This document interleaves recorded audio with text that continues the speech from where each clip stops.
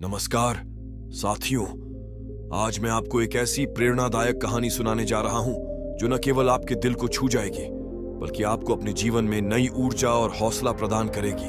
कहानी शुरू करने से पहले आपसे अनुरोध है कि वीडियो को लाइक और चैनल को सब्सक्राइब जरूर करें। तो चलिए शुरू करते हैं। कहानी की शुरुआत होती है एक छोटे से गांव से, जहां एक गरीब किसान रामलाल अपने परिवार के साथ रहता था।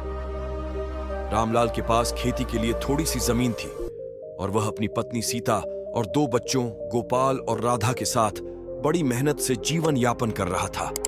रामलाल के बच्चे बहुत होशियार थे और पढ़ाई में बहुत अच्छा कर रहे थे, लेकिन गरीबी की वजह से उन्हें अपने सपनों को पूरा करने में कठिनाइयों का सामना करना पड़ता था। रामलाल की यह इच्छा थी कि उसके बच्चे अच्छे से पढ़ें और एक दिन अपने जीवन में बड़ा मुकाम हासिल करें।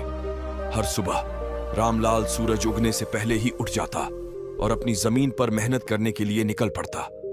उसकी मेहनत और संघर्ष से उसकी फसलें अच्छी हो जाती, लेकिन फिर भी उतनी आमदनी नहीं होती कि वह अपने परिवार की सभी जरूरतें पूरी कर सके। एक दिन रामलाल अपने खेतों में काम कर रहा था, तभी उसे खेत के एक कोने में कुछ चमकती हुई चीज दिखाई दी।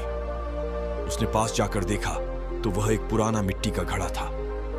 रामलाल ने उसे बाहर निकाला और देखा कि उसमें कुछ अजीब सा लिखा हुआ था। उसने घड़े को उठाकर अपने घर ले गया। घर पहुंचकर उसने अपनी पत्नी सीता को घड़ा दिखाया। सीता ने घड़े को ध्यान से देखा और कहा, रामलाल, यह कोई साधारण घड़ा नहीं लगता, हमें इसे किसी ज्ञानी व्यक्ति को दिखाना चाहिए। रामलाल ने अपने गांव के सबसे बुजुर्ग और बुद्धिमान व्यक्ति पंडित जी से मिलने का फैसला किया। उन्होंने पंडित जी को घड़ा दिखाया। पंडित जी ने घड़े को देखा और मुस्कुराए। उन्होंने कहा, रामलाल, यह घड़ा तुम्हारे लिए एक वरदान हो सकता है। इसमें एक जादुई शक्ति है। इस घड़े से एक विशेष दिन पर पानी भरकर अपने खेतों में डालो तो तुम्हारी फसलें बहुत अच्छी होंगी। रामलाल और उसकी पत्नी बहुत खुश हुए। पंडित जी ने उन्हें बताया कि विशेष दिन अगले महीने की पूर्णिमा का दिन है। उन्होंने रामलाल को बताया कि उस दिन अगर वह अपने खेतों में घड़े का पानी डाल देगा तो उसकी फसलें और भी अच्छी होंगी। रामलाल ने उस दिन का बेसब्री से इंतजार किया। जब वह दिन आया तो उसने घड़े को पानी से भरा और अपने खेतों में जाकर उसे डाल दिया।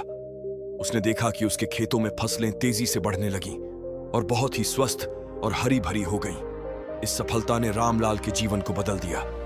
उसकी फसलें बहुत अच्छी हुईं और उसे अच्छी आमदनी मिली। उसने अपने बच्चों को अच्छी शिक्षा दिलाई और उनका जीवन भी सुधरने लगा। गोपाल और राधा ने अपनी पढ़ाई पूरी की और अच्छे पदों पर काम करने लगे। रामलाल की मेहनत और उसकी ईमानदारी ने उसे सफलता दिलाई।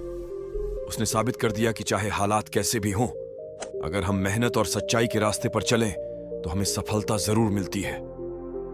रामलाल की कहानी हमें यह सिखाती है कि जीवन में कठिनाइयां आती हैं, लेकिन अगर हम हार न माने और अपने सपनों के लिए संघर्ष करें तो हम हर मुश्किल को पार कर सकते हैं। कहानी का अंत होता है रामलाल के जीवन की सफलता की कहानी के साथ। अब रामलाल न केवल अपने परिवार को सुखी जीवन दे रहा था, बल्कि वह गांव के अन्य किसानों के लिए भी प्रेरणा का स्रोत बन गया था। उसकी कहानी ने सभी को यह सिखाया कि सच्ची मेहनत और ईमानदारी के साथ हम जीवन में हर कठिनाई का सामना कर सकते हैं और अपने सपनों को साकार कर सकते हैं। आज जब भी हमें अपने जीवन में कठिनाइयों का सामना करना पड़ता है, हमें रामलाल की कहानी याद आती है। यह हमें प्रेरित करती है कि हम कभी हार न मानें और अपने सपनों के लिए हमेशा प्रयास करते रहें।